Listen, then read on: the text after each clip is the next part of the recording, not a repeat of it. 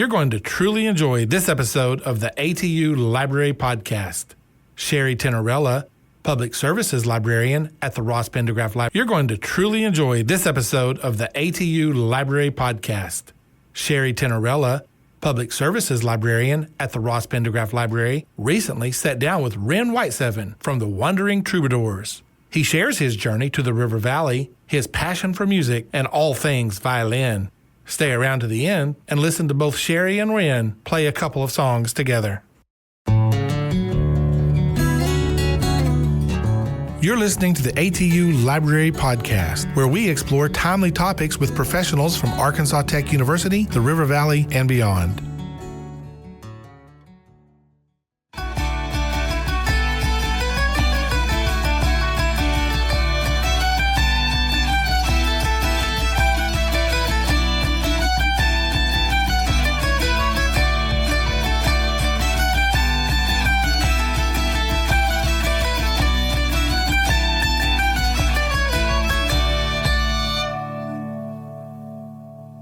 All right, we are here with Wren Whiteseven. He's a River Valley resident and a local musician, and he's a founding member of the Wondering Troubadours, a fun band to see anytime. Wren, welcome. Well, thank you for the invitation. It's a pleasure to hang out with you this evening. Tell us how you got to the River Valley. In 30 seconds or less? Sure. Probably impossible, but I'll shoot for it. Go for it. My family and I moved to Russellville at the tail end of 2002, so that was 19 years ago. We are from Dallas, Texas. That was a bit of a culture change, but no regrets. Our time here has just proven to be just a phenomenal chapter of our lives. The folks that we have come to meet and befriend and make a part of our lives, each and every one will leave a lasting impact for us forever. How did you start playing music? Was the violin your first instrument? It was. In my elementary school, year after year, the junior high and the high school orchestras would come down annually to play a recruiting concert. And each year that was to recruit fifth graders going into the junior high. Where I come from, elementary was K through 5, junior high was 6 through 8, and high school was 9 through 12. And this particular year, when I was in the 4th grade, way back when women died in childbirth, the recruiting concert focused not only on the 5th grade, but opened the invitation to 4th graders. So I had the opportunity at 9 years old to begin making horrific sounds on the violin that no one would want to hear for about 2 years. In fact, there were nights when I had this old flip-top tape recorder, and I would record myself one day practicing because my mom made me practice 30 minutes every single day, regardless of what was happening that day. And there were occasions where I would turn the volume up as high as it would go on that tape recorder and sneak out the window of my bedroom and play with my dog in the backyard. But I had to keep it in earshot because I had to know when to come in. And that actually worked several times until it didn't. Yeah, I see. So as time went by, I guess 81, 82, when I was 13, 14, I played in a country band creatively named Texas Company. It was quite forgettable, but it was a formative time for me. And later on, I laid down the violin for a time just because I became interested in hard rock and heavy metal, and I was also a vocalist, and so I did that for a time. However, just before that, I guess high school years, 1985, I was 17, and I auditioned for the Dallas Symphony. I made that, and I played one season with the Dallas Symphony. There were 40 first violins and 40 second violins, and I was the next to last chair in the second violin section. I think the guy to my right was 90 years old, and the lady to my left was in her early 60s, and here I'm this 17-year-old punk kid playing stuff way above my pay grade. But again, I loved playing classical music, and I loved that when I began learning, I learned the right way, and I learned to read sheet music right away. That was how I was trained formally, was classically. And then, of course, I had fun with a little bit of bluegrass here and there, country bands. But then after high school, I laid down my violin for 7 years, in fact, to pursue greater, bigger things in the hard rock metal community. That was a great chapter of my life. But in 1994, I met a man named Rick Gibson at Covenant Church in Carrollton, Texas, a suburb of Dallas-Fort Worth area.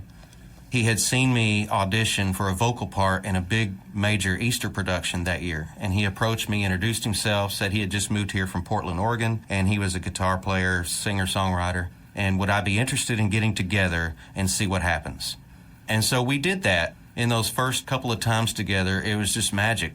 It was meant to be. We flowed together, the chemistry was there, and just in passing conversation, the second time we got together, I mentioned that at one time I had played the fiddle. And of course he was, "What?" "What are you doing with it now?" And I said, "Well, it's collecting dust in my closet and has been for 7 years." So he basically commanded me to go home that week, get it out, polish the rust off, fool around with it some, get some familiarity again, and bring it back to next week's rehearsal. And that band was Heartland, and it became the central voice of that band. I would describe that group as Eagles meets Kansas, and it was the first band that everyone in the band could sing, so it was fantastic. In prior musical projects, I would record multiple vocals, but it was frustrating because I couldn't reproduce that live in a performance. But this band was top-notch, Nashville-grade quality musicians that made up the group, and we just had a rip-roaring, fantastic time for a 5-year period in my life. Everyone moved away. I was left there with sort of a hybrid slow death version of that band until I met John Autry. John Autry was also at my church. He was sort of a folky acoustic guitar singer-songwriter guy, but he had a heart for worship. And we met the same way I met Rick Gibson. As time went by, we formulated the band Unveiled Heart, not to be confused with Heartland. And the difference between these two bands is that these musicians were not Nashville professional musicians. These were folks who loved music, had a passion for music. Their primary motivation in a performance setting was to lead people into the presence of God. And God really blessed that band. I just have so many fond memories, and we were just a prolific songwriting machine. I think John and I together composed some 75 songs, most of them actually worth listening to. And we saw a lot of fruit from that ministry. John went on to write many, many wonderful songs after I moved to Arkansas. And even the first couple of years I was in Arkansas, I would regularly fly back to play larger events with Unveiled Heart. Just like Heartland, a great chapter. So I get to Arkansas, and 10 years goes by before I'm able to put together a writing, recording, gigging band. And it was a great chasm in my life because the last 15 years in Texas, that had been my life every day. What replaced that during that 10-year time was guest musicianing in the studio all over the state for just a myriad of artists of all kinds of genres. Most of them I did not know, but as you know, as a musician, each opportunity that you're given is an asterisk on your resume. And so you want to go in and do a bang-up job, give them the absolute best that you can. Each job seemed to perpetuate the next job. And so I stayed busy playing on the worship team at Fellowship of Christians Church in Russellville, which was very fruitful. Met so many wonderful people there that even to this day, the vast majority I would consider my circle of friends, my day-to-day people, and have benefited from that forever. So time went by, and I met Warren Dickey. Warren is the son of Bruce and Kay Dickey, long-timers here in Russellville. They're quality people, and it was reflected in Warren's life. I met him through the worship team at FOC, and another mutual friend of ours, Daniel Brinker. And in the summer of 2011, in August, in fact, we met for the first time to explore what could be. And that night was much like many years prior with Rick Gibson in that it was just amazing how things just flowed and the chemistry was there. And in fact, Daniel had brought a song idea, and we just stood out in the woods of Toadsuck, south of Conway. And the first crappy phone recording of that time together opens up with the locust just roaring in the trees. And then we start playing this Appalachian, lovely piece of music that Daniel had composed that would later become Boneyard. And when we were done, after it ran its course and we finished, Warren and Daniel are staring at me, jaw dropped and wide-eyed. I genuinely thought that I had done some poor job and just botched the song and wrecked it. When they finally were able to compose themselves, I asked them, "Is everything okay?" Amongst the locusts in the 105-degree heat of that August night. And they laughed and said, "That was spectacular." And I remember Daniel saying, "This is a viable thing." And so we formed Shillelaghs and Shenanigans because we all had a common love and passion for all things Ireland, particularly music. we explored and learned many traditionals, but we were all songwriters. And I believe the reason Shillelaghs and Shenanigans had so much success was because each of the three of us were from completely, totally different musical backgrounds. And so you had this mix mash of different influences, different styles, and it just turned it into this wonderful thing. And so after a 3 or 4 year period there, Daniel went on to pursue other musical interests. Was nothing wrong with our relationship. To this day, he remains one of our very nearest and dearest friends, and we applaud him on pursuing the other things that he's decided to chase after. Becca Anderson at the time, now Becca Weisenbarger, was our penny whistle accordion player, also had just a monster cannon of a voice, and she was a great compliment to us in those days. But she found this feller and got married and moved off to Missouri. She's back in the Fayetteville area now, but that was pretty much the end of Shillelaghs and Shenanigans. And so over the course of time, Warren and I saw a revolving door of a different cast of characters that would come and be with us for maybe a year, maybe a couple of years. And then about 3 years ago, Sean Chaston came to us on acoustic guitar and all things he can beat on and make noise with. And Corlin Davilar, just this amazing cellist who has a master's in music from the University of Michigan. Her husband was a pastor here at a church here in Russellville, and that's how they came to be here. And we just had the great fortune of meeting through Winter's Night, Summer's Night, those giant projects that were spearheaded by Brian and Shirley Faulkner. So I have them to thank for meeting Corlin. And we became the Wondering Troubadours, I guess 4 or 5 years ago. And that's who we've been ever since. Warren and I joke about being the Gene and Paul of the Troubadours because the people come and go. Sean's still with us. Corlin sadly moved recently to Indianapolis, where her husband has taken another church. And so we miss her dearly, although we communicate with her all the time. But I guess that was a very long answer to a very short question, but I just wanted to walk you through all the things that I have pursued and attached myself to up to today.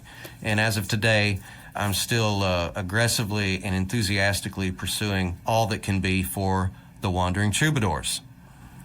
Well, thank you. Actually, you answered so many of my questions. But what really comes through to me is that both of your bands were revolved around the heart. And I think that's what happens with the Wandering Troubadours. No matter what style you're melting your music with, it's got heart. Oh, thank you for and that. I really think that comes through. So it's evident your classical background, your hard rock is evident in the Troubadours, the energy of the band. People tease us with the vocals, and again, this is a reflection of the different backgrounds and styles of each musician, but Warren's voice is this ethereal, crystal clear choir boy, and people say my vocals are nuts and bolts and motor oil. But you come together so nicely. And Sean playing multiple instruments now. Sean has been just a spectacular gift to us. We're very grateful for him.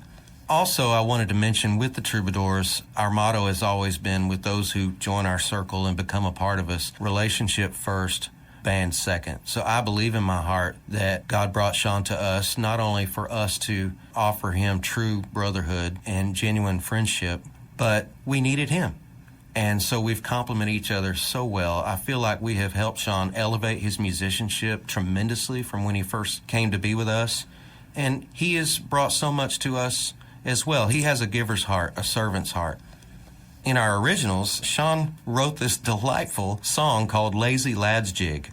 And we finished up recording our first album a few months ago. We're right at the cusp of all the final mixes being prepared. So very soon, those songs will be available to the public on all the digital platforms.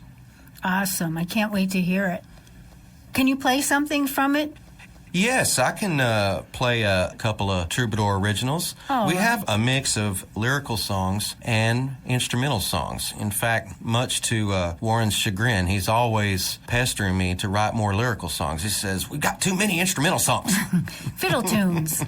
But as a songwriter, as a musician, as a crafter of music, sometimes I can convey a message just through the music itself. And that's what happens. I just, that classical background, I'm trying to give it that mountain flavor, that Irish Celtic flavor, which I think comes through. But as you said earlier, you acknowledged that I just can't help myself, and you can detect those little hints of the classical background. I guess it's just buried deep in me, and there's just no way getting around it. So I'm going to play an abbreviated version of an original called The Road Goes Ever On.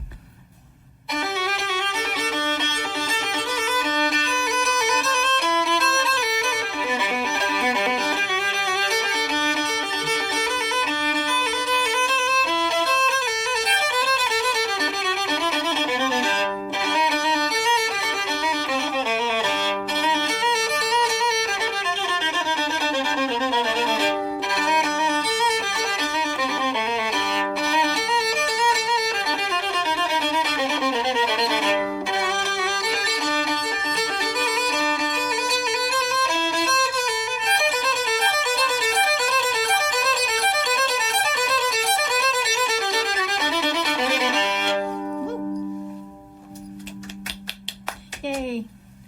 That does have a nice ring.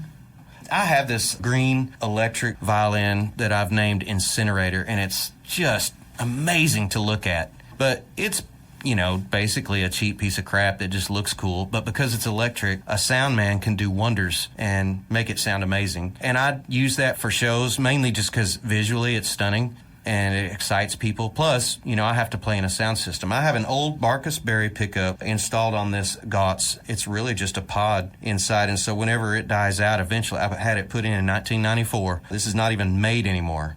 Today's technology, if I were to electrify this instrument, I would have to remove the button on the base of this violin and have someone actually install an input, which would be like just a standard 1/4-inch guitar cable input, and I may do that one day. But I basically keep this on stage for emergencies at any and every given show. But what we like to do is on this particular song, Galway Races, we'll play through it once. We open the show with that because it's a real toe tapper and kind of a punch to the face, which we maniacally love to do to the crowd musically. And then I will set Incinerator down and pick up the Gotts and go run around the place and just sit on random people's laps and just stare at them and play while they're trying to enjoy their dinner or beverages or whatnot. And people love that stuff. They love that interaction. And so, the band up there just has to trust the timing of the song because they can't hear me, and they would whine and complain about that afterwards. I'd be like, dudes, how many times have we played that song? Just trust that I can hear you, so I will not wreck it. That's the story behind my violins, I guess. Yeah, let's hear that one. Okay. This is, I'll just do one time through of Shamrock Stomp, another favorite of folks. They just love it. As you hear the ending, one of the funniest things, not long after we crafted this song, Warren suddenly said, after Shamrock Stomp, which is accurate for everything in the song except the ending, in parentheses on the album, we need to put Patty Goes to Barcelona because it sounds a bit like a bullfight at the end. So here's a bit of Shamrock Stomp, and Warren would have me add, Patty Goes to Barcelona.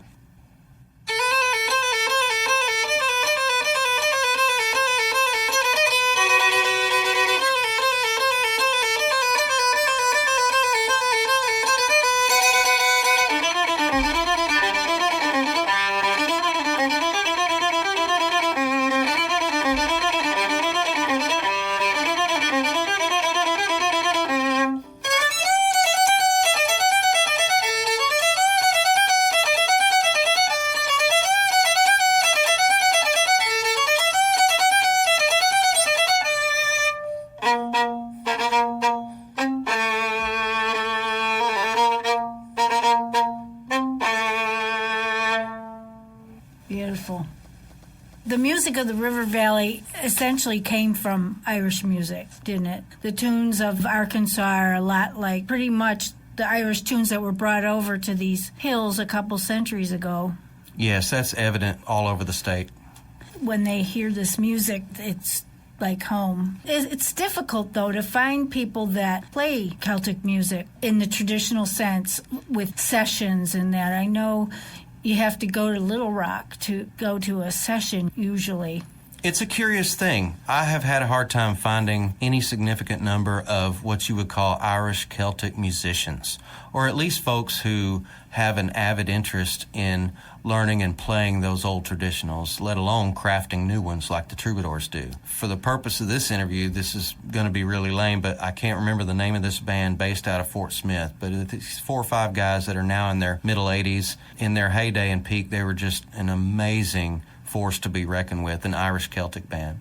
On Sunday afternoons at 2:30 at Hibernia Irish Tavern in Little Rock on Rodney Parham Road, people come out of the woodwork and they have an Irish traditional session every week. I've attended a handful of those and had the best time meeting people from everywhere who drive long distances in some cases every Sunday to gather together. There are a wide variety of musicians, lots of fiddlers, penny whistles. Are you familiar with what a concertina is? Yes, a little button accordion. There's this doctor from Conway who originates from England. He has a spectacular voice.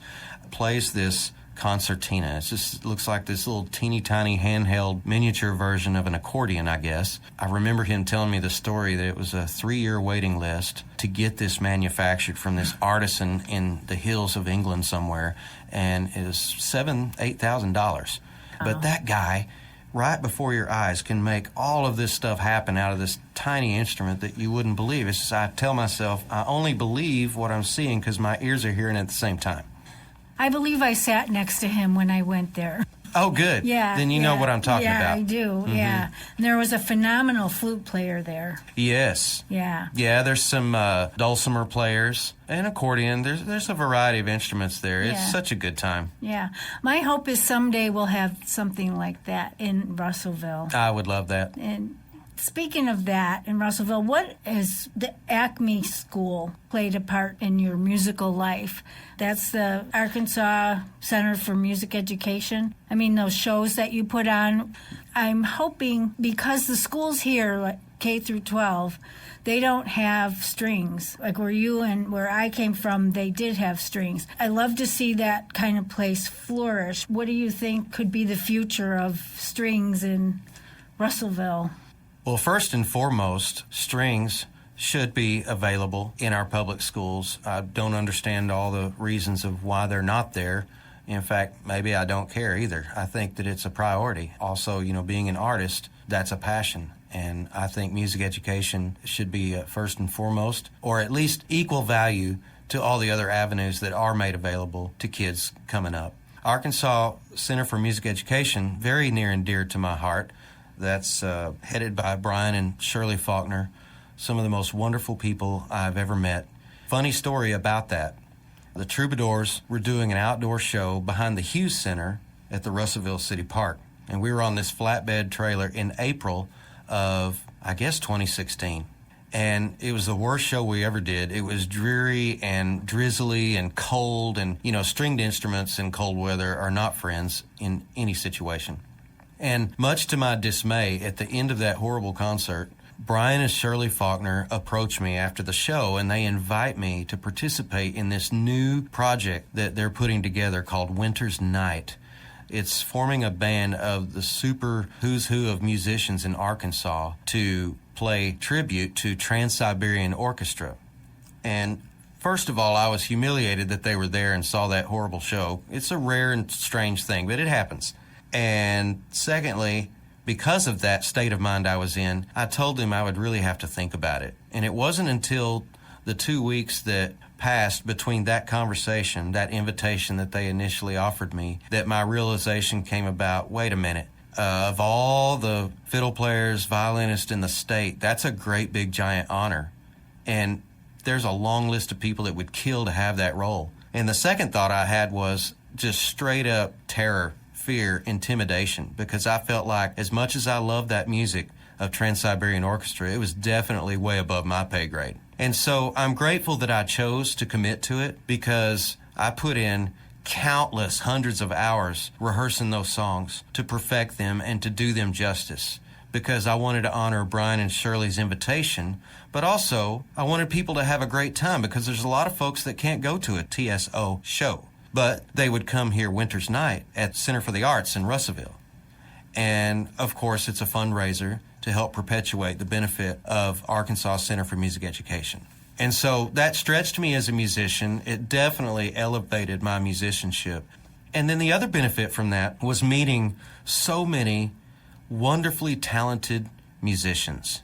All of those people from those years of Winter's Night and Summer's Night to this day are now my inner circle people, my dear friends. And occasionally we will get together on side projects, things outside of what originally brought us together. So, again, another long answer to a short question. Yes, I love Acme. And you asked, what is the future? I really, truly believe that when we get on the other side of this pandemic and the world gets right side up again, that you will definitely see a strong presence of Acme again here in the River Valley. That's Brian and Shirley's passion, and there's way too many other people who also share that passion and want to support them in any way possible to make that happen. So I wouldn't write them off by any stretch of the imagination. They will be back, they'll be large and in charge, and there will be new and creative avenues to make stringed instruments, and all the other instruments for that matter, available in music education from kids to seniors.